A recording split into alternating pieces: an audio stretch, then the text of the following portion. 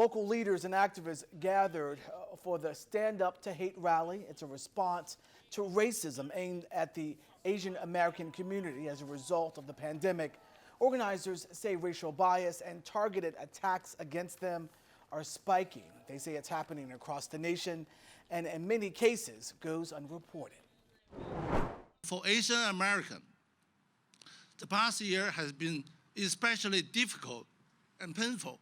Every individual, regardless his race, religion, color, orientation, deserve to feel safe.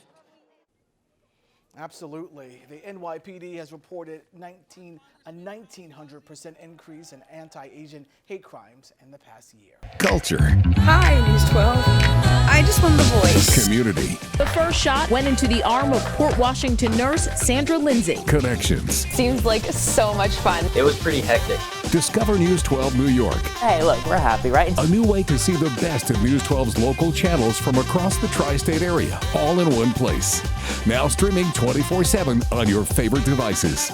Discover News 12 New York today. During segregation period in Atlanta. When Thelmarie Johnson was born in Macon, Georgia in 1920, the Spanish flu pandemic had taken millions of lives. 101 years later, the COVID-19 pandemic has killed more than 500,000 Americans. But this resilient matriarch continues to be a survivor. I'm hungry right now. She got to eat right now. She's ready to eat again. Her appetite for life never waning in spite of all the years she's gaining. She migrated to the city of Bridgeport, Connecticut to make a better life for herself. I think she's a great person. Johnson's niece, Kathy Mebane, says her aunt never had children of her own, but raised her like a daughter. She has done so many things for us, and we're so proud of her. You look very beautiful today. Beautiful and in the mood to have fun. It's not every day, after all, you turn 101. She had some very special visitors to help celebrate the occasion. Come on in. She has given of herself endlessly to her church, to the people she's cared for, to the Elks. State and local leaders joining friends and family in passing along their birthday wishes. 101. Yeah. That's right. So many things have changed from the day that she was born till today, but some things remain constant, and that's the love of family. A family that feels so blessed to be celebrating 101 years of life. And she has been very dedicated to her family members. Longtime family friend Charles Fuller, who's given to brevity, saluting Johnson's love for family and her longevity. Happy blessed birthday, and may you have many more. Happy birthday to you. Frank Recchia, News 12, Connecticut. This is Our Lives. I'm Gwen Edwards. My guest today says the pandemic economic downturn has turned into a she-cession. It has left many women entrepreneurs and business owners and women just in the workplace struggling. Fran Pastor is the CEO of the Women's Business Development Network. Fran, let's talk about this. I heard that this pandemic has wiped out 30 years of progress for women entrepreneurs and women in the boardrooms and women business owners. What is going on? You know, Glenn, I've read the same thing, and their report after report is showing exactly that. There was a McKinsey report that came out in the middle of the pandemic that talked about not only are women leaving the workplace at high levels, because they just can't manage the stress of the caregiving, the education, the childcare, the house. Even if you have resources during COVID, having people in your home was still something that not everyone is very comfortable with. So a lot of women in the corporate space, even those at very senior levels, have opted out. The childcare crisis is something that this country must address. I'm so proud of our state for having the vision and the foresight to make childcare a priority. Last month, we distributed $1.6 million in grants to the childcare industry in Connecticut. Individual childcare providers can apply for up to $50,000 in grants because, like I said before, without those businesses, no one's getting back to work. What are you hearing from local business women, local female entrepreneurs? What are they telling you? People cannot take any more loans. They cannot handle any more debt. The application process for the PPP is daunting. Despite all the best efforts made, it's still, the amount of time and the paperwork and the information that's required, most mom and pop businesses just don't have that at their disposal and at their fingertips. How can someone who is interested in applying or finding out more information contact you? Well, they can go to our website at www.ctwbdc.org. It really is this time of year when we all seem to be talking about our sleep or lack thereof. Yes, March is actually National Sleep Awareness Month, and 70% of Americans, including these two, say that they do not get enough quality sleep. So we have the expert here, Dr. Rebecca Robbins, to help us out with some sleep tips. So it's great to be with you all, and now couldn't be a more perfect time to be talking about sleep. Because as you mentioned, the truth is most Americans are not getting enough sleep, and then add in the transition to daylight savings time where we've lost a full hour, unfortunately leaves a lot of us struggling this week. So first and foremost, noise plays a big role in our sleep, and that's particularly appropriate here in New York City, the city that never sleeps, and there are always noises outside. What we've done at the hotel is we've installed triple pane windows to try to attenuate some of that outside noise. And if you at home ever find noise disrupting your sleep, I strongly recommend things like earplugs or air purifiers, any background noise to kind of reduce any intermittent sounds that might disrupt your sleep. Now, color also matters. So as you see, they're neutral colors, they're warm hues that are soothing and relaxing. And so you need a pillow and a mattress to support you in your ideal sleeper position. So we have 10 pillows. You can see all of the options here spread out on the bed. Can you get my husband not to steal it? Can you get mine not to snore? I'm gonna be in trouble. We actually have a Snore No More pillow that actually will put your head into a position that will open your airway and actually help with snoring. Okay. Sign me up. Thank you so much for those great tips. We're on Airport Road in Lakewood. 150 Airport Road is where this fire reportedly started yesterday. And when you think about where News 12 New Jersey's Jim Murdoch was yesterday, we're going to hear from him in a moment, over by the Lowe's on Route 70. That's a good distance, but with this wind and flames, it just carries it. And it just keeps going. Now down the street again is Airport Road, 150 Airport Road, just by that Parkway entrance. You see the sign there just beyond it. There are some police still on scene. They told me about 3:30 this morning, I had a chance to chat with some down there, and they told me that the investigation will take place there to try and determine exactly how this damaging brush fire started. Again, escalated by those high winds yesterday. Flames found their way across the parkway, forcing it shut down in areas. Residents were evacuated from their homes as first responders continued to battle. And I'll tell you, give these first responders credit. This was not an easy fight. They fought from the air and from the ground. This fire jumped up really quick and went because we're very dry right now, and there's high wind. We grabbed like important documents, like my family did, and I got some insurance and whatever, and we just hightailed out of there.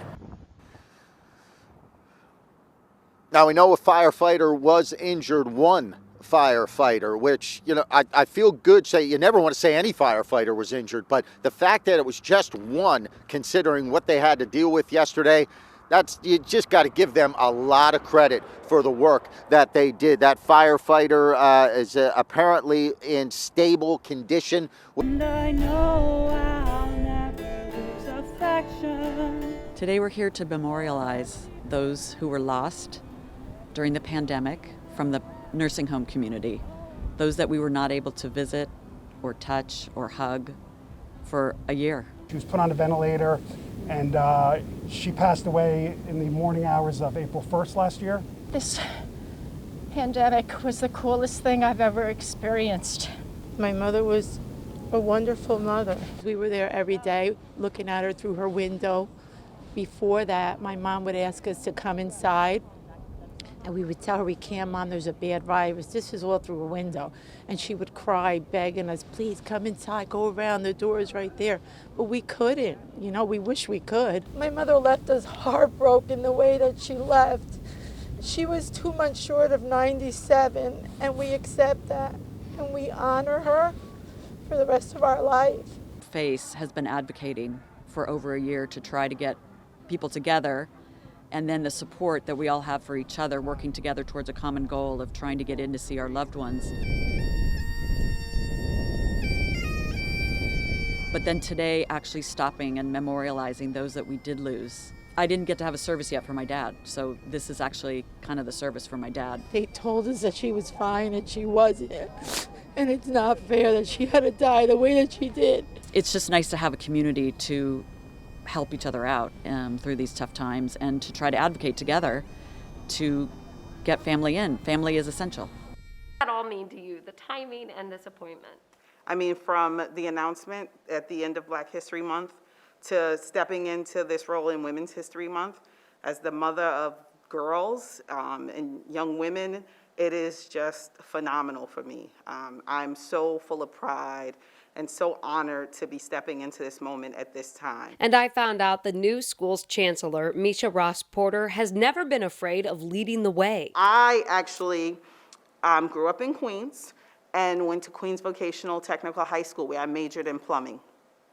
And I was one of the first, there were two of us, myself and my friend Flora, were the two first women to graduate from the plumbing shop program. She then went on to be a youth organizer, then teacher, assistant principal, superintendent, executive superintendent, and now running the largest school system in the nation while feeling the impacts of a pandemic. While it is an enormous task, right, we have to step up to those moments. You know, the day they announced that it would be you taking over, I love this quote you had. You said, "And to all the little girls out there, I'm saving a seat for you." Why was that message so important to say? You know, we haven't been women, Black women, but women, we haven't been represented in so many leadership spaces. And I think it's just important to acknowledge. And, you know, I'm a big fan of our vice president, and she often talks about what her mom told her about make sure, when you're the first, make sure you're not the last. Christy Reeder, News 12. Sent from neighbors to News 12, showing what they say is drug use right on the steps of PS 277 in the Mott Haven section of the Bronx. The needles we saw near the school and in the empty lot around the corner seemingly backing up their claims that this is happening around the clock. It's terrible because I live right across the school and my daughter's windows is right by in front of the school, so a lot of time I'm quite sure that they've seen these things going on. Between the families living in the area, the school, and St. Mary's Park right across the street, it's a block that sees a lot of kids. And sometimes you don't want to go out because you don't want them to see that. You know, it's very frustrating, and we don't get help from anybody. While neighbors say there's always been a lot of drug use around the school, they also say it's gotten worse during the pandemic, something they partially blame on the construction, all the scaffolding around the school creating more cover, and also a smaller police presence in the area. I need more patrolling of this area. I need the prison and the police officers to work with this neighborhood and work with the people that live around this neighborhood to resolve this problem. Residents say that when they do call the police, it takes a few hours for the cops to show up. And when they do, they just say they don't see anything, so nothing's been done about it. They don't want to just wait here, or they don't want to drive around by the school. They say that there's too many things going on in the city and not too many police officers. It's not supposed to be that because we pay taxes, and we would like to see a better neighborhood. We reached out to the NYPD, and they tell us the local commanding officer is aware of the issue and will work to increase uniform patrols around the school. In Mott Haven, Greg Thompson, News 12. In May of 2020, Mayor Bill de Blasio was here at Jacoby Medical Center to applaud healthcare workers for their work in the fight against COVID-19. On Sunday night, he spoke to the rest of the city on what is officially going to be the COVID Day of Remembrance. In March 2020, Mayor de Blasio confirmed that the first reported COVID-19 death in New York City was an 82-year-old woman.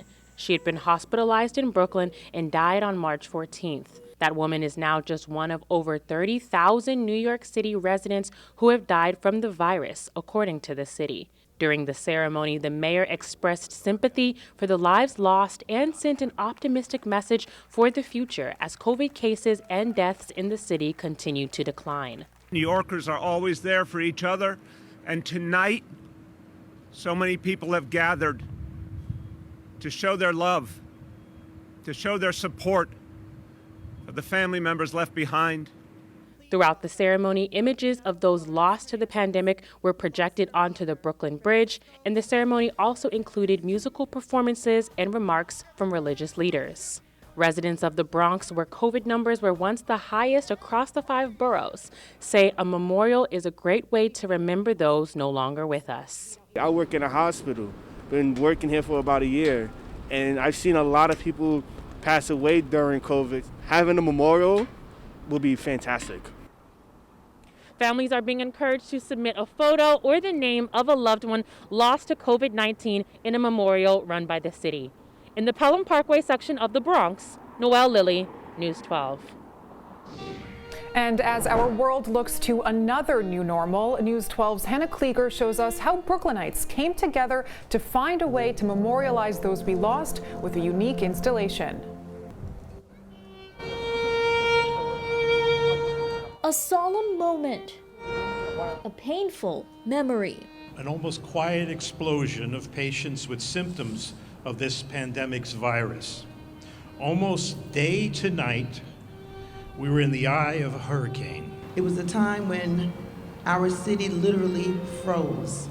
We literally stopped. Everything stopped and we stood still. And Sunday, Brooklyn Borough President Eric Adams, in partnership with BAM, presented a temporary installation at Borough Hall to mark 1 year since that first death in our city. It looks like a bulletin from an airport terminal or a train station, showing all those who departed during this troubling time, but also all those who arrived and made this year just a little bit brighter. After 9,000 Brooklynites have transitioned from the physical to the spiritual, we are saying that the absence of their body is not the absence of our memories. One man lost several friends and family members, including his father. Hey, listen, you gotta fight this. I want you to know you can be a grandfather. He died 3 hours later. But gained a newborn son. It's been tough. But come this Saturday, I will have a 4-month-old in the house. The time has gone by so quickly. A bittersweet reminder of the circle of life. This installation is interactive. You can participate too to memorialize or celebrate your loved one. You just have to go to BAM's website. The installation will be here in downtown Brooklyn, right by Borough Hall, until April 11th. Hannah Klieger, News 12. For Sarah and Anna Woods, this blood drive is personal. The love and support we felt from the community is unreal. It's hard to even put into words. Anna's father, Peter Woods, was a former longtime NYPD sergeant and Hartsdale Fire Commissioner who risked his life to save others during 9/11. Yet Peter's heroics caused him to develop a number of illnesses, including leukemia, which ultimately took his life on January 9th. Today, Sacred Heart School in Hartsdale, where Peter was a longtime parishioner, is hosting a blood drive in his honor. And Anna says it's blood drives like this that helped her father stay alive for as long as he did. He told me that the only reason he was alive was because he received 5 units of blood from the selfless generosity of 5 strangers. Peter is just one of millions who have benefited from blood donors, but due to a massive shortage caused by the pandemic, donations are needed more now than ever. Ever since the pandemic, New York Blood Center has been facing a chronic shortage because of all businesses and the schools not being there. So, that's what we're battling. We really need to make up for this chronic shortage. Christine Ferran, a longtime member of the New York Blood Center and close family friend of the Woods, says today is her 100th donation. When asked why she became a donor, she says it was a no-brainer. I've met so many recipients, and when you meet them, and you know that they genuinely are counting on this blood to survive, how can you not be a blood donor? And dozens have already shown up here in Hartsdale in an effort to live by Peter's coined phrase. And that's what he used to tell us. We have to get mad, MAD, make a difference. In Hartsdale, Quarry News 12. Many of Rockland County's most vulnerable and underserved members of that community are getting the desperate help that they need in the fight against COVID-19. Let's take a look. Take a look there. This is David Reed. He's next in line to receive his COVID-19 vaccine at this mobile health van in Suffern. I think it was a wonderful thing that this accommodation is available for us, that people that are in need. Okay, so who's eligible are seniors who are 65 and older, and anyone who has a pre-existing condition, which falls under 1C. So it can be things like such as diabetes, asthma, obesity, and as long as they show documentation, they are eligible. Now, we are here at the Airmont Apartments in Suffern, where the van is parked. The folks here will be getting the Moderna vaccine, and they will be able to return for the second dose on April 11th. Now, those who wish to sign up online can simply go to refuahealth.com if they qualify, and they can make their appointment that way. We're here in Suffern. Carol Wilkinson, News 12. The takedown of a massive drug trafficking ring right here on Long Island. 40 people now charged. Yeah, take a look at this stash here. Look at that. All of that, the DA says, was found. That's drugs, weapons, and it was all found at illegal daycares, one right here on the island. News 12's Logan Crawford has the very latest in the story you saw first on 12. It's a huge takedown of an alleged major drug trafficking ring on Long Island. Nassau District Attorney Madeline Singas says 40 people are now under arrest. Who we allege contributed to a devastating rise in narcotics trafficking and associated acts of violence. Authorities say 2 of the alleged dealers dealt drugs right out of illegally run daycare centers in Queens and here in Hempstead. The DA says they found drugs in the Hempstead house on Pearson Avenue, right next to where 5 to 10 children usually spent their time. In what appears to be a fully functional daycare center with children's furniture, toys, posters, this defendant was mixing drugs. Think about that. Children were eating and playing and being cared for in the same space where cocaine was being packaged. The DA says 9 of the defendants are charged with being major drug traffickers in what's known as the Kingpin Statute. That's when someone allegedly sells $75,000 worth of drugs in a 6-month period. And the DA says these defendants sold $500,000 worth of drugs in that time. Authorities say they recovered 38 guns and nearly $3 million worth of drugs, including cocaine and prescription pills. The Nassau DA's office worked with the FBI, state police, and the Bureau of Alcohol, Tobacco, and Firearms on the investigation. It's going to have a very significant impact as far as violent crime on Long Island, not just Long Island, but the surrounding area as well. Authorities say they're still looking for even more people involved in the drug ring. And let this also send a message to those out there who are engaging in this type of activity. You cannot hide from us. We will find you. They say one fatal overdose in Pennsylvania is connected to the drug trafficking operation here on Long Island, and they're looking into whether there are any more. Logan Crawford, News 12, Long Island. Now, as of Monday morning, 33 of the 40 defendants were formally charged, and the rest will be arraigned soon. If convicted, the 9 that were charged as major traffickers face sentences of 25 years to life in prison. Meantime, First Lady Dr. Jill Biden visiting students at a Burlington City elementary school today. It was all part of the president's push to get schools reopened as part of a massive stimulus plan. News 12 New Jersey's Alex Sedan has that story. We are going to safely open schools. At a Burlington City elementary school where students have returned for part-time in-person learning, First Lady Dr. Jill Biden said the Biden administration's $1.9 trillion stimulus will help get students back into the classroom. With the American Rescue Plan, help is here. The First Lady arrived to applause at Samuel Smith Elementary School. Born in Hamilton in Atlantic County, the First Lady is a teacher who's taught in high schools and community college. You know, there's no place I feel more at home than in the classroom. And I love being back with my fellow educators and seeing I love the displays and the hallways and all the colors and the handprints and the welcoming notices that you put on the walls. For K-12 schools nationwide, the American Rescue Plan devotes $128 billion for COVID mitigation strategies, some of which the First Lady saw at Samuel Smith. You couldn't bring back kids with COVID. You're going to be able to alter the physical structure of the school, and you're also going to be able to help the school district in terms of physical distancing. The First Lady's visit was part of a week-long multi-state push by the Biden administration.